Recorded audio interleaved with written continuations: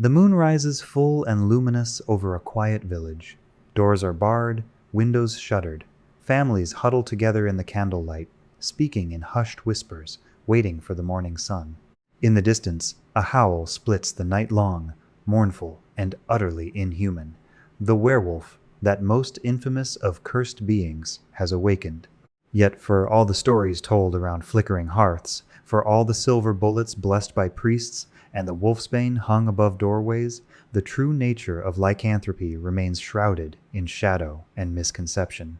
The werewolf represents something more profound than a simple monster stalking through folklore. It embodies the eternal struggle between civilization and savagery, between the ordered mind and the chaos of primal instinct. Every culture, across countless worlds, has grappled with this archetype: the human who becomes beast, the neighbor who transforms into predator, the thin boundary between rational thought and animal rage. But the reality of werewolves, as documented by sages who have survived encounters with these creatures and studied the affliction itself, reveals a phenomenon far more complex and terrifying than popular legend suggests. The fundamental truth that escapes most common understanding is this: not all werewolves are the same. The curse of lycanthropy manifests in radically different ways depending on its origin. A werewolf born with the condition operates under entirely different rules than one who contracts it through violence. The control they possess, the forms they can assume, even the depth of their supernatural resilience, all of these factors depend on whether the beast within is an inherited birthright or an invasive spiritual disease. This distinction separates the casual victim from the apex predator, the tragic figure losing control once monthly from the calculating hunter who shifts forms as easily as donning a cloak. Understanding lycanthropy requires examining it not merely as a monster to be slain, but as a condition with specific mechanisms, triggers, and progressions. The bite of a werewolf does not simply tear flesh, it transmits something far darker, a metaphysical contagion that rewrites the victim's very essence. The transformation process involves not just physical metamorphosis, but a fundamental alteration of consciousness, morality, and identity. Standard healing magic proves powerless against it. Divine immunity to disease offers no protection. The curse operates according to its own supernatural laws, laws that have been painstakingly documented through centuries of horror and loss. The psychological dimensions of lycanthropy reveal perhaps its most insidious aspect. An afflicted werewolf experiences a complete dissociation from their actions while transformed. They wake covered in blood, with no memory of the slaughter, forced to piece together their crimes through circumstantial evidence and the terrified whispers of survivors. The creature they become actively targets those they love most, as if the beast within takes perverse pleasure in destroying the bonds that define the human self. This creates a nightmare of guilt and paranoia, where the victim becomes both monster and mourner, both predator and witness to their own atrocities. Beyond the individual tragedy, werewolves have shaped entire societies and spawned religious movements. In certain dark corners of existence, these shape-changers do not hide in shame, but rule openly as lords of savage domains. Cults worship them as divine manifestations of nature's fury. Tribes of humans willingly serve packs of lycanthropes, aspiring to become as brutal and free as the creatures they venerate. The werewolf phenomenon extends far beyond folklore into the realms of theology, sociology, and the fundamental question of what separates civilization from the wilderness that surrounds it. The classification of werewolves begins with understanding the two distinct categories that define their existence: natural lycanthropes and afflicted lycanthropes. This division represents not merely a taxonomic convenience, but a fundamental difference in capability, control, and curse. Natural lycanthropes are born, not made. The condition exists within their blood as an inherited genetic trait, passed from parent to offspring as surely as eye color or the shape of one's face. A natural werewolf does not contract lycanthropy from any external source. It is woven into the fabric of their being from the moment of conception. The exact origins of this bloodline remain obscure, lost to antiquity, or perhaps deliberately concealed by the werewolf clans themselves. What scholars know with certainty is that natural lycanthropy cannot be cured because it is not, strictly speaking, a disease. Attempting to remove it would be akin to trying to cure someone of having lungs or a beating heart. This intrinsic nature grants natural werewolves absolute mastery over their transformations. They shift between forms through simple concentration, requiring only a moment of mental focus to trigger the metamorphosis. A natural werewolf can assume human form to walk undetected through a crowded marketplace, then shift to wolf form to pursue prey through the forest, then rise into the terrifying hybrid shape to confront enemies in battle, all within the span of minutes. The phases of the moon hold no power over them. Strong emotions do not trigger unwanted changes. They are, in every sense, in complete control of the beast within, because the beast and the self are one unified entity. The strength of a natural werewolf's supernatural defenses far exceeds that of their afflicted counterparts. Their damage reduction, the mystical resilience that renders mundane weapons virtually useless, operates at a level that can turn aside all but the most determined assaults. Arrows shatter against their hide. Sword strikes that would cleave through armor slide off their flesh with barely a scratch. Only weapons forged of pure silver or alchemically treated with silver coating can penetrate this defense, and even then, the creature's robust constitution allows it to endure tremendous punishment before succumbing.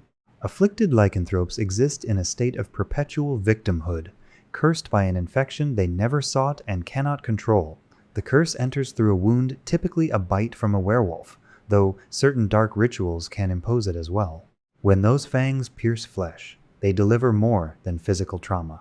A metaphysical poison spreads through the victim's body, one that standard immunities cannot repel. A paladin's divine health, which shields against all mundane diseases, offers no protection whatsoever.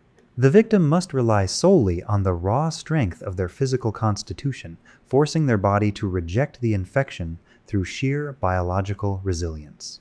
In most realms, this saving throw is difficult, but possible.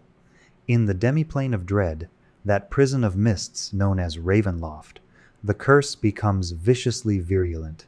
The dark powers that govern that realm strengthen lycanthropy to near inevitable transmission. Only individuals of truly exceptional physical fortitude have any hope of resisting, and even then, success remains far from guaranteed. Once the curse takes root, it begins its insidious work of transformation. The afflicted werewolf possesses no control over when the change occurs. Instead, specific triggers force the transformation upon them. The full moon remains the most widely known catalyst, burned into popular consciousness by countless tales of lunar-cursed monsters. But the trigger varies depending on the specific bloodline of the werewolf that transmitted the curse. Some strains activate at sunset, others during thunderstorms, or when exposed to the scent of fresh blood. Certain bloodlines respond to intense emotions, a surge of rage, the flush of passion, the spike of mortal terror. Still others transform when exposed to particular sounds, such as hunting horns or specific musical modes. When the trigger occurs, the afflicted individual can attempt to resist through sheer force of will. This requires an extraordinary exertion of mental discipline, forcing the beast back down through determination alone. Failure means the transformation proceeds immediately and inevitably. The victim's consciousness does not merely recede, it is effectively obliterated, replaced by a feral intelligence driven purely by predatory instinct and rage. The horror of the afflicted state manifests most clearly in what occurs during transformation. The beast specifically targets the victim's loved ones, family members, close friends, romantic partners. These become the primary prey. Scholars theorize that the curse somehow accesses the victim's memories and emotional bonds, then inverts them into hunting priorities. The monster seeks out those faces remembered with affection and tears them apart with particular savagery.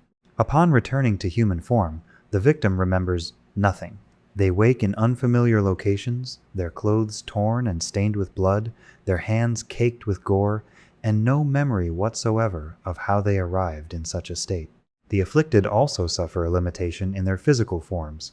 Unlike natural lycanthropes who can freely assume human, animal, and hybrid shapes, the afflicted can only transform into one alternate form. This form is determined at the precise moment of infection, locked in by the specific shape worn by the werewolf that transmitted the curse. A victim bitten by a werewolf in wolf form will only ever transform into a wolf. A victim mauled by a hybrid will only ever become a hybrid. This restriction further limits the afflicted's already minimal control over their condition. The physiology of a werewolf defies the natural order, reshaping flesh and bone according to supernatural principles. Understanding these physical transformations requires examining each form individually, recognizing that the werewolf's body is not a single fixed state, but a mutable vessel capable of assuming radically different configurations. The humanoid form represents the werewolf at rest, or rather, in disguise. In this shape, natural werewolves exhibit no distinguishing characteristics whatsoever that might betray their true nature. They do not possess unusual hair growth, strange eye colors, pronounced canine teeth, or any of the dramatic tells that folklore often assigns to hidden monsters. A werewolf in human form appears completely, unremarkably human. This allows them to integrate seamlessly into civilized society, living as neighbors, merchants, guards, or even clergy without arousing the slightest suspicion. The complete absence of physical markers makes identifying a werewolf in humanoid form virtually impossible without magical detection or witnessing the transformation itself. The animal form manifests as a wolf, though typically a specimen somewhat larger and more robust than average. Unless the werewolf's base animal is a dire wolf, those massive prehistoric predators that stand as tall as a horse, the animal form rarely attracts undue attention. A werewolf in wolf form gains all the natural capabilities of that apex predator: extraordinary scent tracking, pack coordination instincts, the ability to chase down prey over long distances, and the wolf's signature trip attack that brings victims crashing to the ground before delivering the killing bite. While in wolf form, the werewolf retains its full human intelligence and can understand spoken language perfectly. However, the lupine vocal anatomy prevents actual speech. The werewolf can communicate through barks, growls, and howls, and it can convey surprisingly complex information to other wolves through these vocalizations, but it cannot form human words. This limitation rarely troubles a werewolf, as the wolf form excels at exactly what it was designed for: pursuit, infiltration, and sudden violence against unsuspecting prey. One of the wolf form's most valuable aspects is the innate connection it grants to actual wolves. A werewolf in animal form can communicate with and influence normal and dire wolves, commanding them with the authority of an alpha pack leader. These wolves recognize the lycanthrope as something greater than themselves, a perfected fusion of human cunning and lupine instinct. Werewolves frequently maintain packs of ordinary wolves as servants, scouts, and additional combatants, creating a force multiplier effect that makes confronting even a single werewolf potentially deadly. The hybrid form represents the werewolf's ultimate expression of predatory power.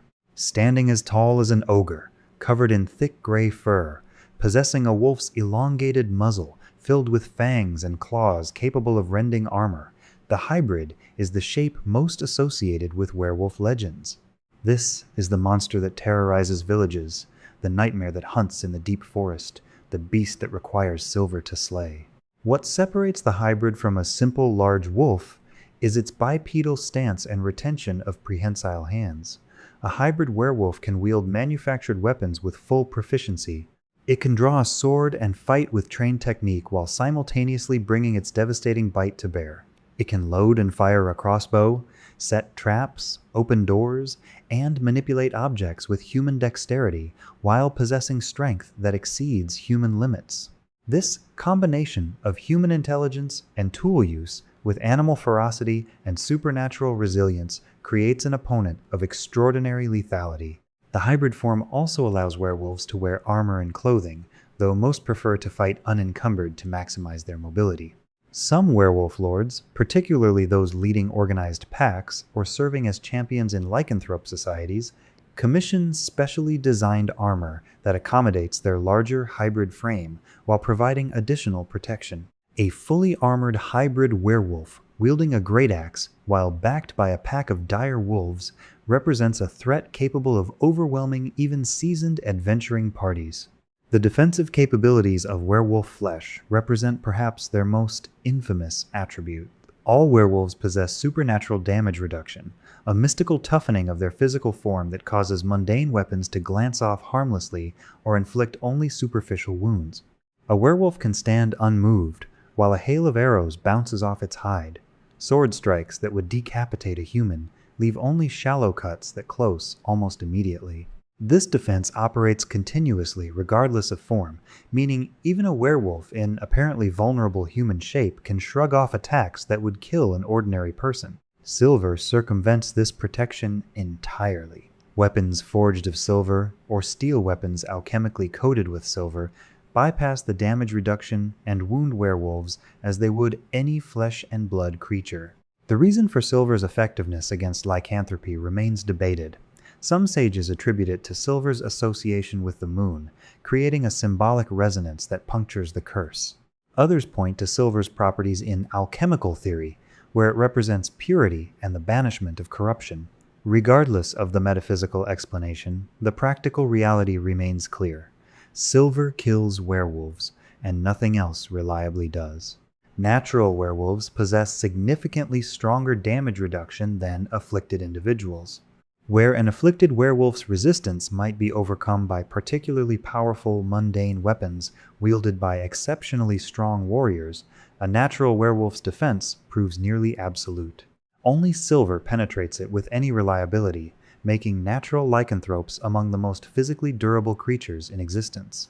The curse of lycanthropy extends far beyond physical transformation, reaching into the metaphysical realm to corrupt the victim's moral essence and impose supernatural biological requirements that chain them to predatory behavior. The alignment shift represents one of lycanthropy's most insidious effects. Werewolves are almost universally chaotic evil.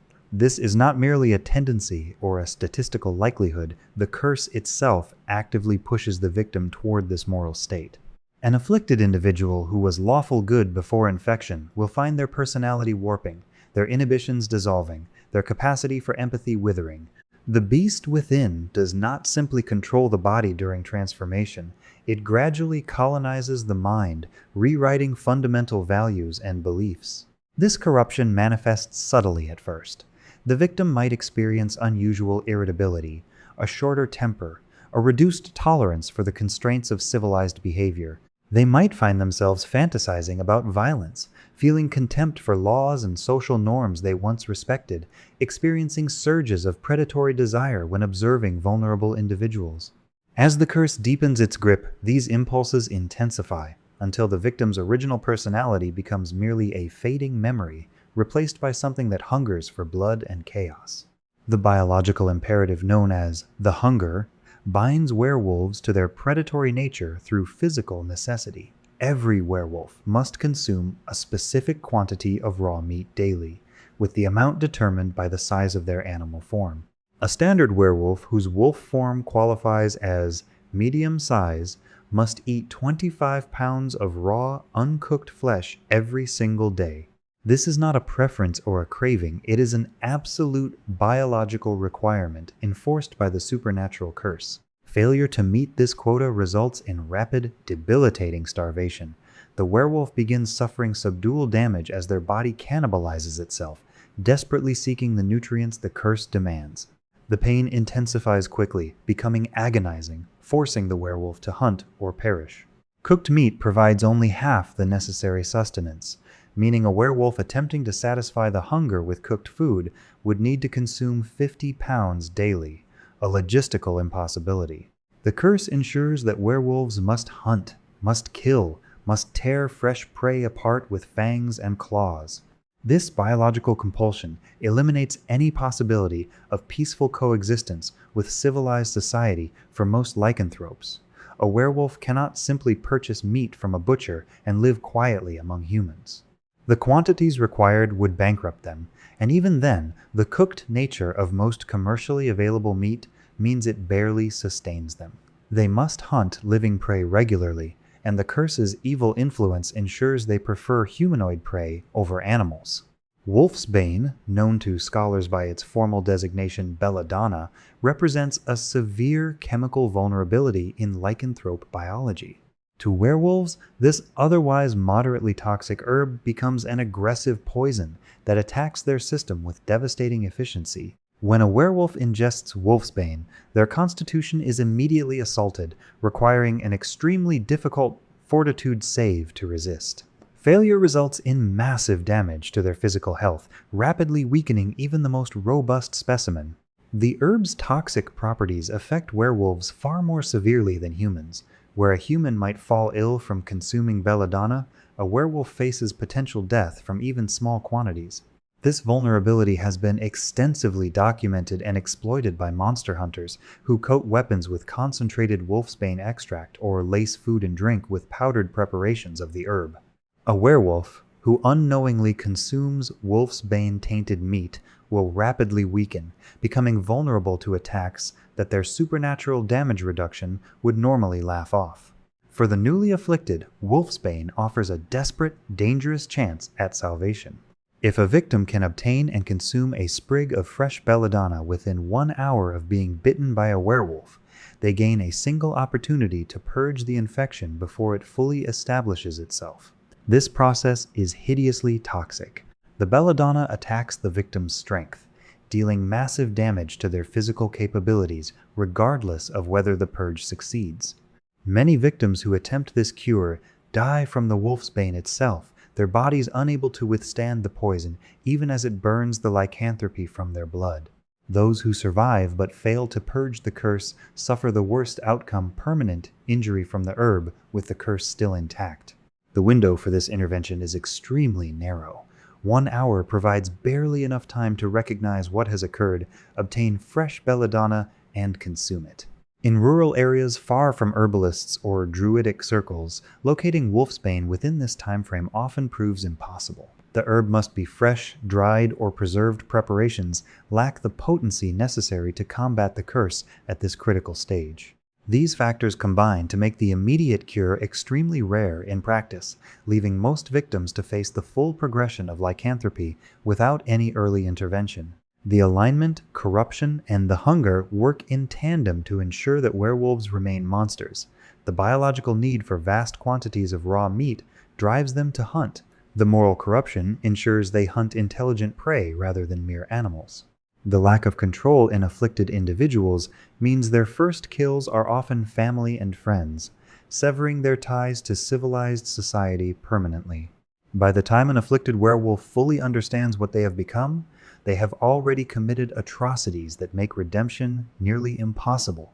The curse is designed to be self-perpetuating, transforming victims into propagators who spread the infection further with every attack. Curing established lycanthropy ranks among the most difficult challenges in supernatural afflictions.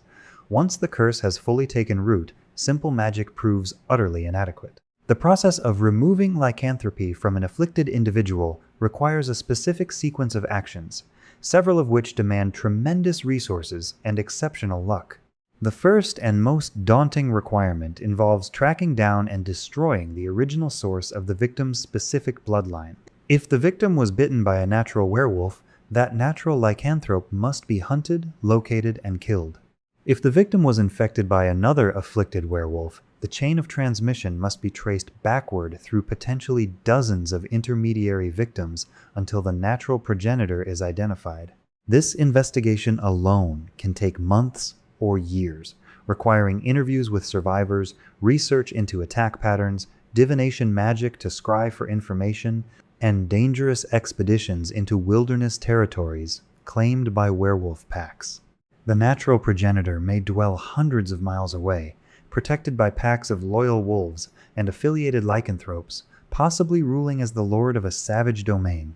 Confronting such a creature requires a well-equipped party of experienced hunters armed with silvered weapons, magic capable of overcoming spell resistance, and tactics sophisticated enough to counter a cunning opponent who has survived for decades or centuries.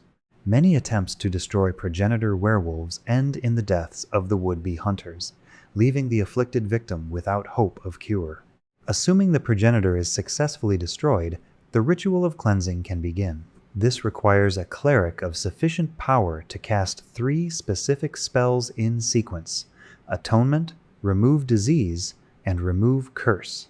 Each of these is a significant magical working, and they must be performed by the same caster in immediate succession. The Atonement addresses the alignment corruption imposed by the curse, attempting to restore the victim's original moral essence. The Remove Disease combats the infectious nature of lycanthropy, treating it as the supernatural contagion it represents.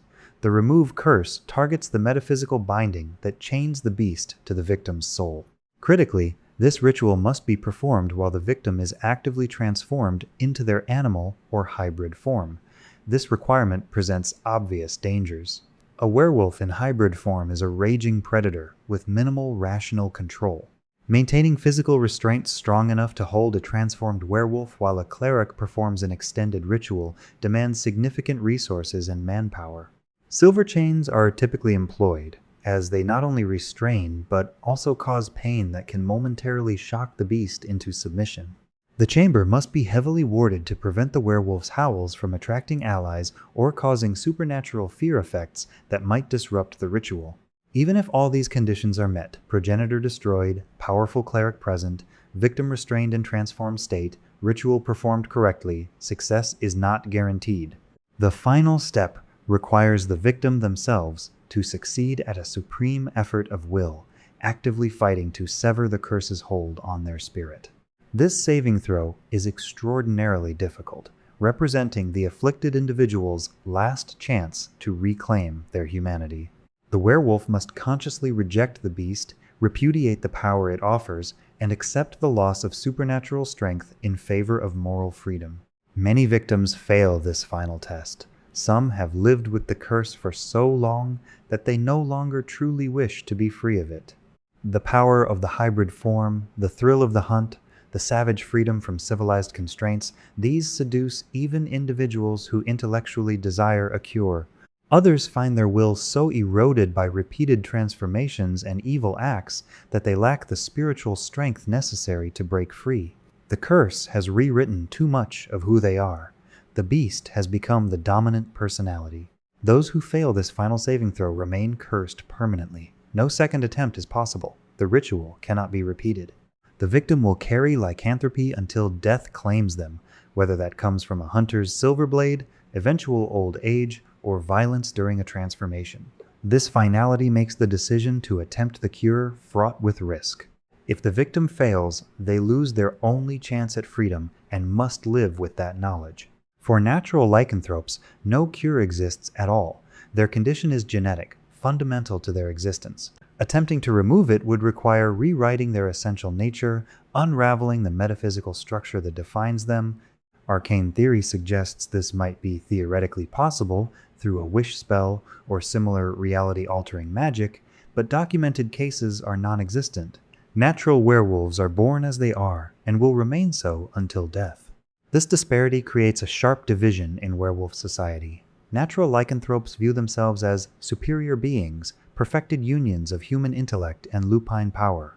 They regard afflicted werewolves with contempt, seeing them as weak, contaminated beings who struggle with gifts that natural lycanthropes wield effortlessly. The afflicted, meanwhile, often harbor deep resentment toward natural werewolves, blaming them for spreading the curse while remaining personally immune to its most crippling limitations.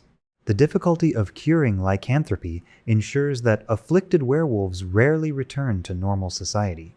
The few who do achieve a cure often find themselves psychologically shattered by memories of their crimes, even if those memories are fragmentary. They withdraw to isolated monasteries, dedicate themselves to hunting other werewolves as penance, or simply vanish into the wilderness, unable to rejoin the civilization they once knew. The curse leaves scars that persist long after the supernatural affliction itself has been lifted.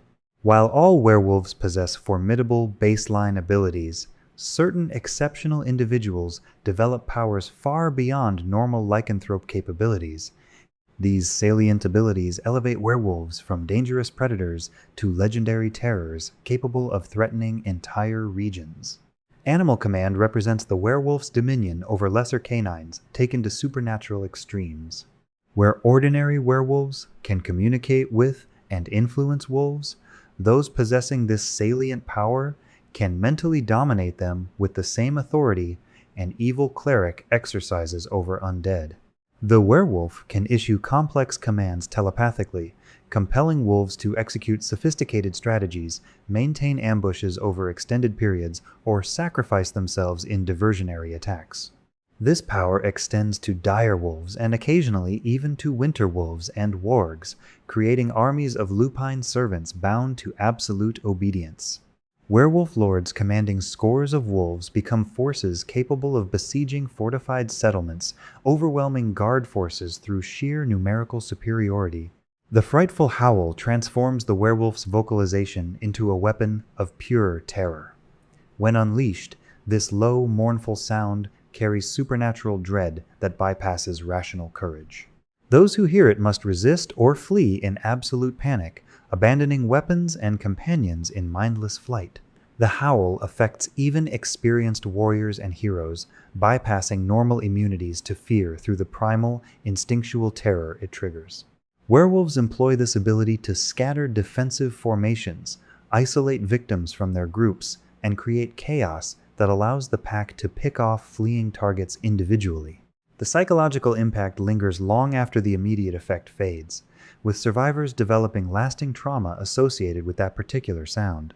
Fast healing grants certain werewolves regenerative capabilities that approach trollish levels. Wounds close visibly while opponents watch, with slashed flesh knitting together and broken bones realigning in moments. This ability operates continuously, healing damage faster than most attackers can inflict it. Combined with the werewolf's existing damage reduction, fast healing creates an opponent that seems effectively immortal unless brought down through overwhelming force or silver weapons that bypass their defenses entirely. Werewolves possessing fast healing can sustain prolonged combats against multiple opponents, weathering injury after injury while their enemies gradually exhaust themselves. Supernatural stealth abilities allow certain werewolves to move as ghosts through their territories. The pass without traceability causes the werewolf to leave no physical evidence of its passage, no footprints, no scent trail, no broken vegetation, or disturbed earth.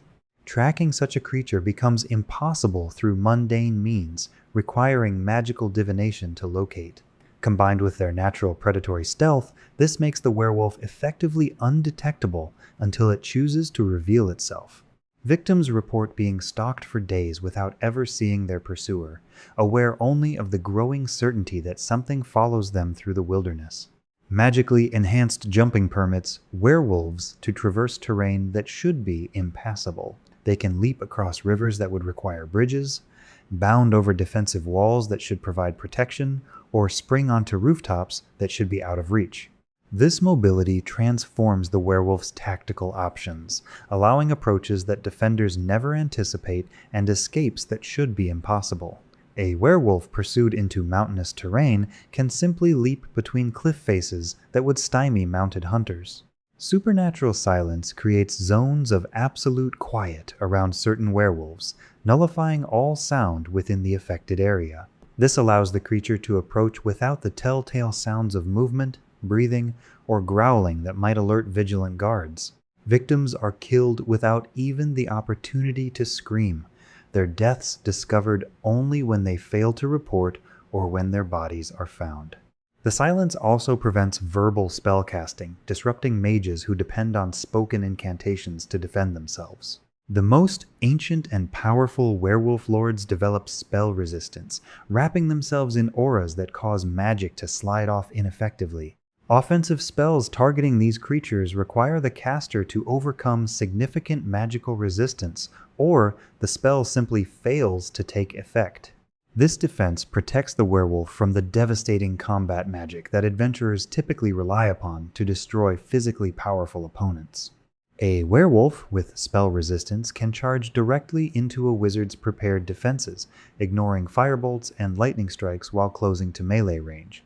Energy resistance grants immunity or near immunity to specific damage types, most commonly fire and cold. Werewolves dwelling in Arctic regions develop profound cold resistance, allowing them to operate comfortably in blizzards that would freeze ordinary creatures solid.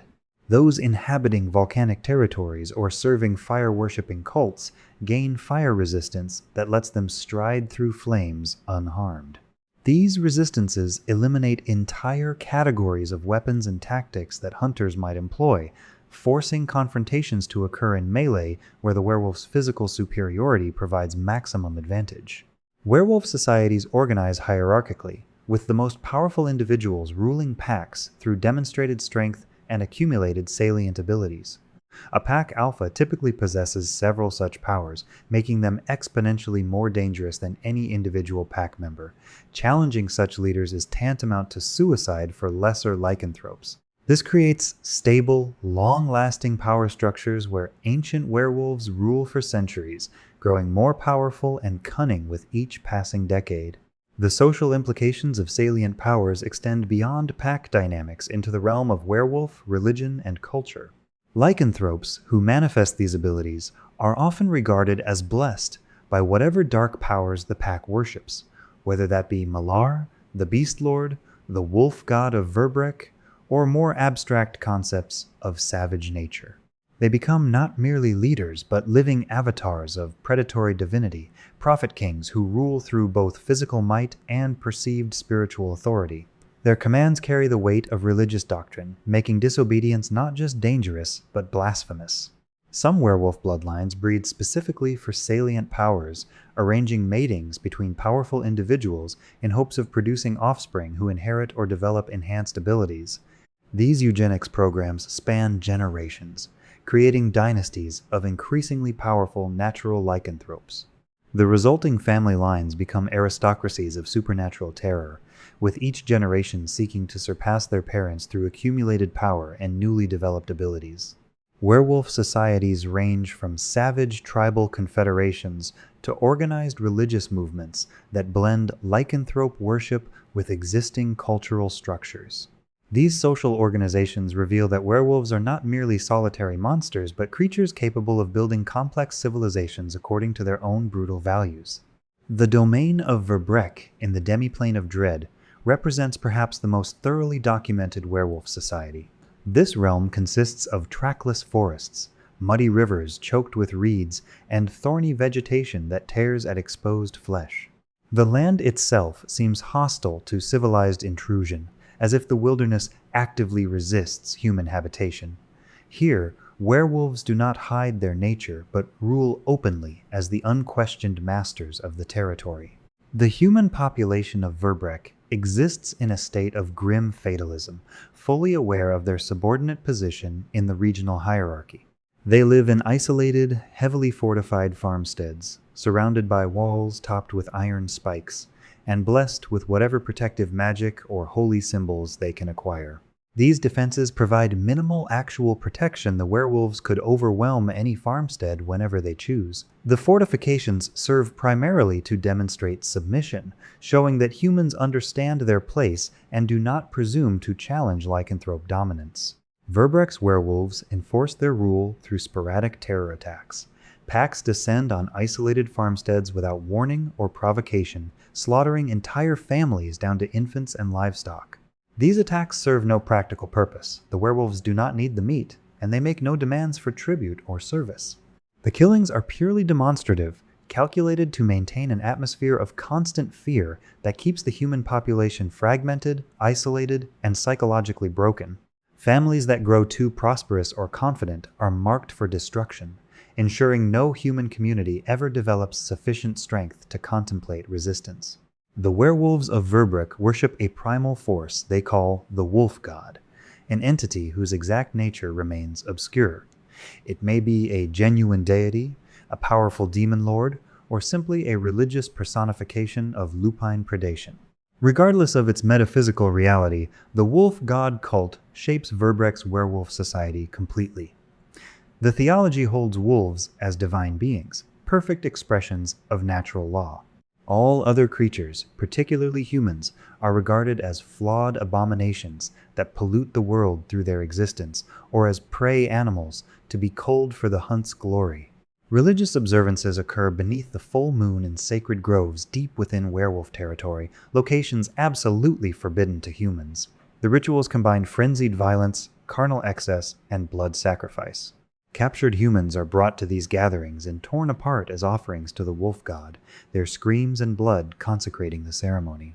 The werewolves work themselves into ecstatic states through rhythmic howling, ritual combat, and consumption of hallucinogenic herbs, seeking mystical communion with their deity through absolute abandonment of civilized restraint. In Faerun, werewolves align strongly with Malar, the Beast Lord, a deity of savage nature, hunting, and bloodshed. Malar's clergy includes significant numbers of lycanthropes who serve as living embodiments of their god's portfolio. These werewolves are known collectively as the People of the Black Blood, a designation that marks them as Malar's chosen instruments. They view themselves as sacred hunters, purifying the world through violence, acting out divine will with every kill. The People of the Black Blood organize into packs that function simultaneously as hunting parties and religious congregations. Their territories center on wilderness areas they consider sacred to Malar, ancient forests, mountain ranges, deep swamps. They conduct regular hunts, not merely for sustenance, but as sacramental acts. Each kill is an offering, each successful hunt a prayer. The most valued prey are intelligent beings, particularly civilized humanoids whose deaths represent victories of nature over artifice. This religious dimension attracts human and elven followers who form cults of the moon, groups of barbarians and druids who worship the werewolves as perfected beings. These cultists believe that by serving the lycanthropes, they will eventually be granted the blessing of lycanthropy themselves, joining the People of the Black Blood as full members. In the interim, they act as servants, scouts, and auxiliary forces.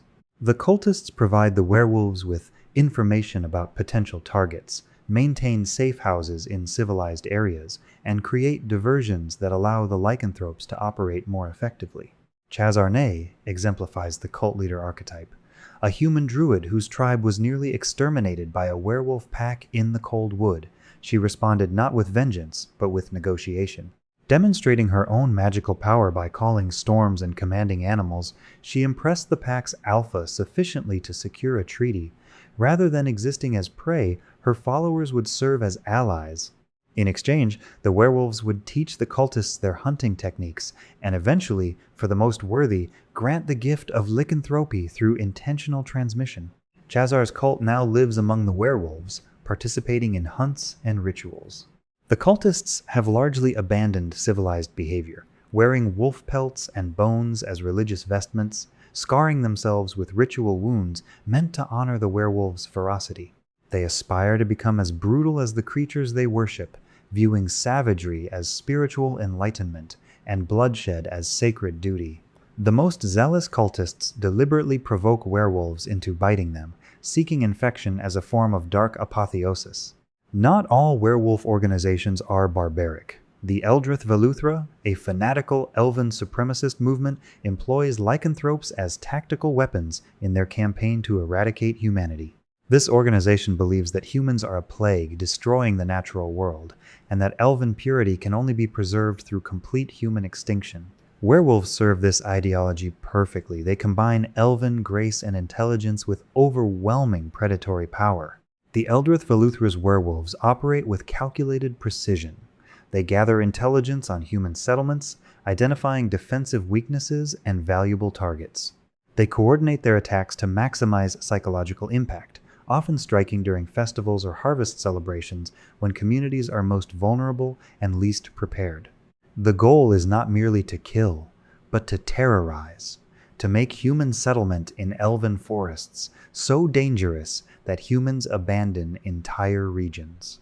These elven lycanthropes view their curse as a gift, a divine blessing that transforms them into living weapons against the human infestation. They undergo extensive training to maximize their combat effectiveness, learning to coordinate hybrid form attacks with wielded weapons, developing pack tactics that exploit human psychological vulnerabilities, and studying human defensive doctrine to counter it.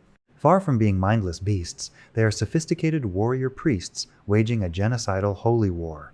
The existence of organized werewolf societies fundamentally changes how these creatures must be approached. A solitary werewolf can be hunted and destroyed through focused effort.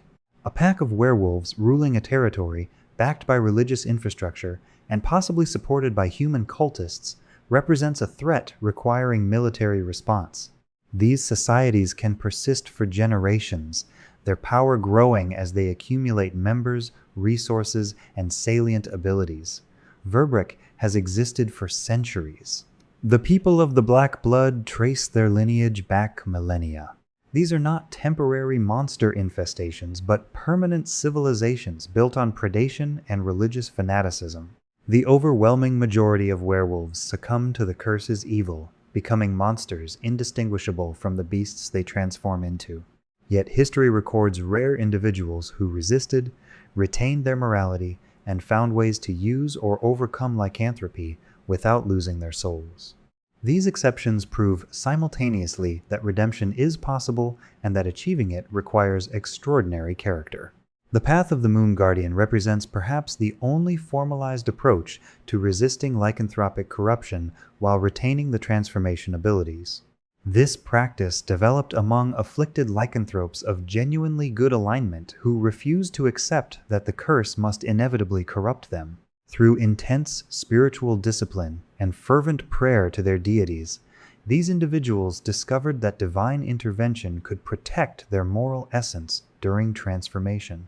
The technique requires absolute faith. As the transformation begins, whether triggered by the full moon or some other catalyst, the Moon Guardian prays desperately to their patron deity, begging for the strength to resist the beast's evil. If their faith proves sufficient, and their deity chooses to intervene, the transformation proceeds, but the alignment shift does not occur. The werewolf changes physically into hybrid or animal form, but retains their original moral alignment, and, critically, their rational mind and self-control. This does not constitute a cure. The Moon Guardian remains cursed with lycanthropy. Involuntary transformations still occur at the designated triggers. The hunger still demands its daily tribute of raw meat. The supernatural vulnerabilities to silver and wolfsbane persist.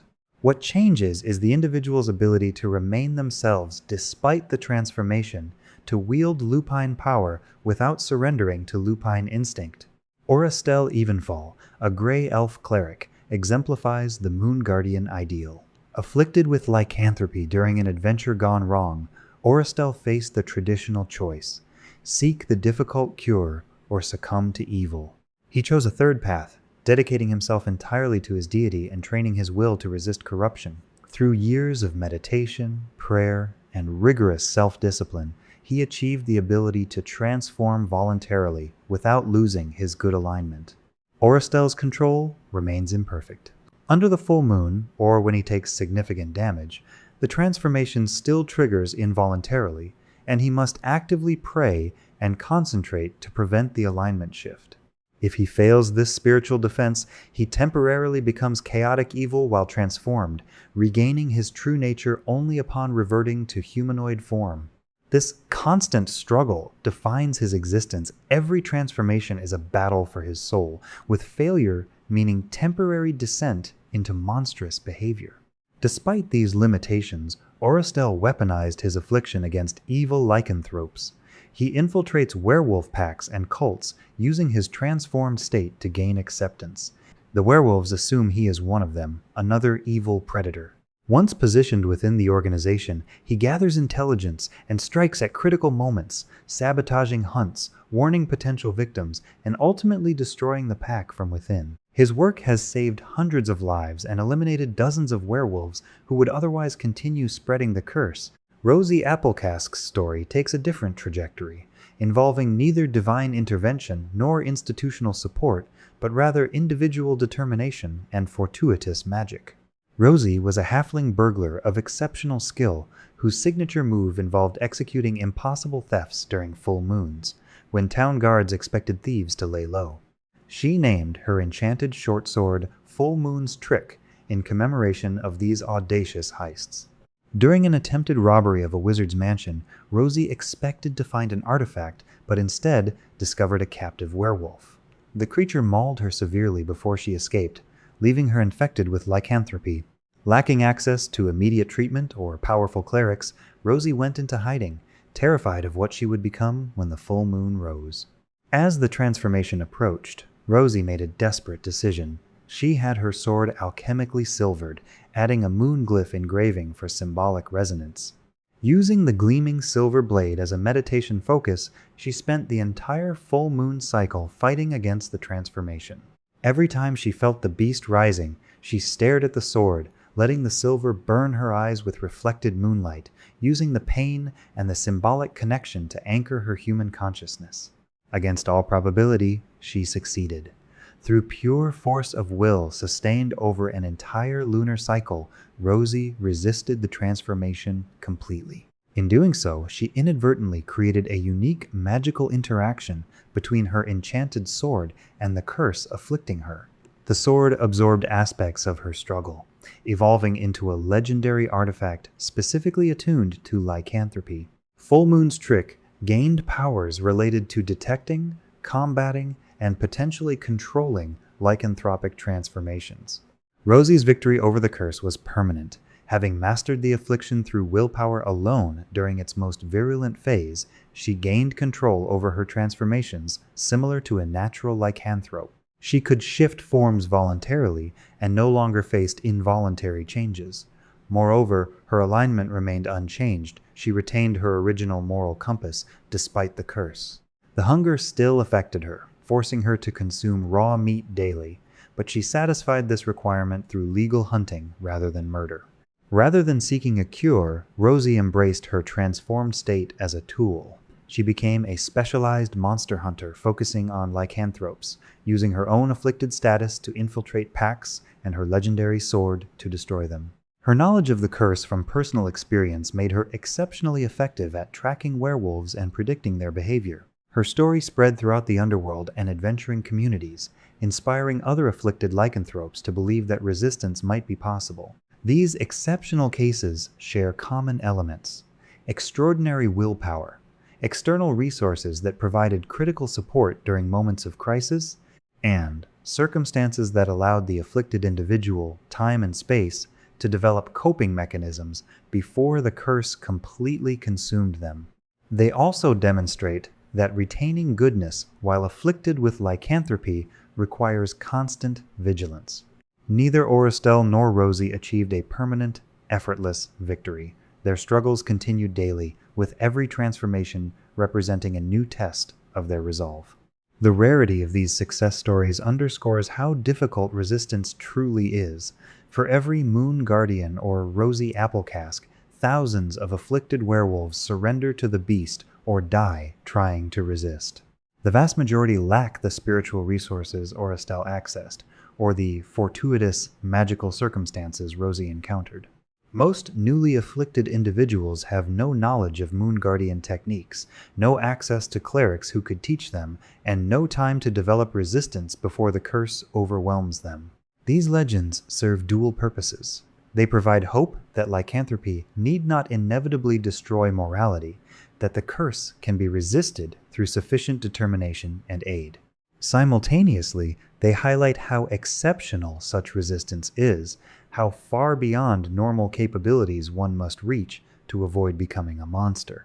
The existence of good-aligned lycanthropes does not diminish the curse's horror, it emphasizes it by demonstrating the extraordinary measures required to maintain one's humanity against it. The werewolf occupies a unique position in the taxonomy of monsters. It is simultaneously a disease, a curse, a species, and a spiritual corruption. This multifaceted nature makes lycanthropy one of the most complex and persistent threats in any realm where it appears. As a disease, lycanthropy spreads through vectors that cannot be completely eliminated. Every werewolf potentially transmits the curse through its bite. Afflicted individuals who cannot obtain cures become new vectors, creating expanding webs of infection. Unlike plagues that eventually burn themselves out, or diseases that can be quarantined, lycanthropy propagates indefinitely through supernatural mechanisms that bypass normal epidemiological containment. As a curse, lycanthropy carries mythic weight.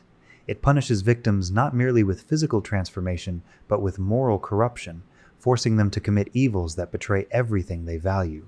The curse possesses a cruel intelligence in its structure, targeting loved ones and severing victims from support networks that might help them resist. It transforms the afflicted into agents of their own destruction, monsters who spread the very curse that destroyed them. As a species, natural lycanthropes maintain stable populations and distinct cultures. They are not aberrations or accidents, but functioning societies with religious systems, social hierarchies, and long-term strategic goals. Treating werewolves as mere monsters to be exterminated overlooks their capacity for organization and planning. The werewolf packs of Verbrek, the people of the Black Blood, the elven lycanthropes of the Eldreth Veluthra, these are civilizations that must be approached with the same seriousness as any hostile nation. As spiritual corruption, lycanthropy attacks the soul itself. The alignment shift represents a fundamental rewriting of moral identity. Victims do not simply act evil while retaining good hearts, they become evil in their essential nature. Their values, priorities, and worldviews transform to align with chaos and predation. This makes redemption extraordinarily difficult, even for those who manage to obtain cures. They must not only remove the physical curse, but rebuild a moral framework that was demolished and replaced. The interplay between these aspects creates the werewolf's enduring threat. A village might successfully hunt and kill the werewolf, terrorizing its outskirts, only to discover that the creature's victims have begun transforming, creating 3 new lycanthropes where one existed before. A cure that works for afflicted individuals does nothing to address natural werewolf populations who continue spreading the curse deliberately. Military campaigns against organized werewolf societies often fail because the lycanthropes simply fade into the wilderness, wait for the army to depart, and resume their predations. Silver's effectiveness as a weapon against werewolves creates economic and logistical challenges. Silver is expensive, far more so than iron or steel. Equipping entire military units with silvered weapons represents a massive expenditure that most communities cannot sustain. Individual hunters can carry silver daggers or swords, but dealing with organized packs requires coordinated group tactics with everyone properly armed. This economic barrier protects werewolf populations by making large-scale extermination campaigns financially unfeasible. The psychological impact of lycanthropy on communities extends beyond immediate casualties. The knowledge that neighbors might be secret werewolves breeds paranoia and social fragmentation. Accusations become weapons in personal disputes. Individuals exhibiting any unusual behavior face suspicion. Communities can tear themselves apart through internal witch hunts more effectively than any external werewolf attack. This social disruption serves the lycanthrope's interests by preventing coordinated resistance. Werewolves also represent a philosophical challenge to civilized values. They embody the argument that civilization itself is a lie, a fragile pretense that shatters when confronted with nature's truth. The curse strips away social conditioning to reveal the predator lurking beneath human consciousness. Lycanthropes argue that their state is liberation, that they have discarded comforting delusions to embrace authentic existence as apex predators. This ideology attracts followers who feel constrained by civilized life, creating the cults of the moon and similar organizations. The persistence of werewolf legends across cultures and worlds suggests something fundamental about the archetype. Perhaps lycanthropy taps into universal anxieties about losing control, about the thin boundary between human and animal, about the darkness within civilized beings. The werewolf is the neighbor who seemed trustworthy until the mask slipped. It is the realization that safety is illusory, that monsters walk among us, wearing familiar faces. For adventurers and monster hunters, werewolves present unique challenges that cannot be solved through straightforward violence. Killing an afflicted werewolf may be necessary, but represents a tragedy, a victim of the curse, destroyed before they could be saved. Killing a natural werewolf eliminates one threat, but does nothing to address the pack, cult, or society behind it. True victory requires addressing the social, religious, and biological infrastructure that allows lycanthropy to persist. The existence of individuals like Oristel Evenfall and Rosie Applecask demonstrates that werewolves need not be irredeemable monsters.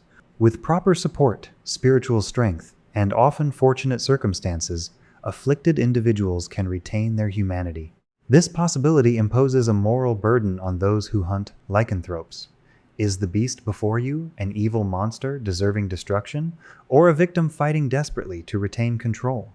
Making that distinction in the heat of combat, when fangs are bared and claws are swinging, is often impossible.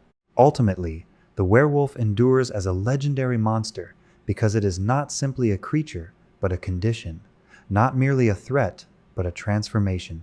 It represents the eternal struggle between civilization and wilderness, reason and instinct, the human and the animal.